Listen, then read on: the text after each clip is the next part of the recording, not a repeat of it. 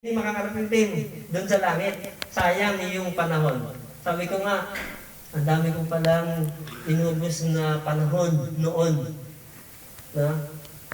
Hindi mo pala sinasagot o hindi mo pala naririnig. Kasi mali yung prayer ko.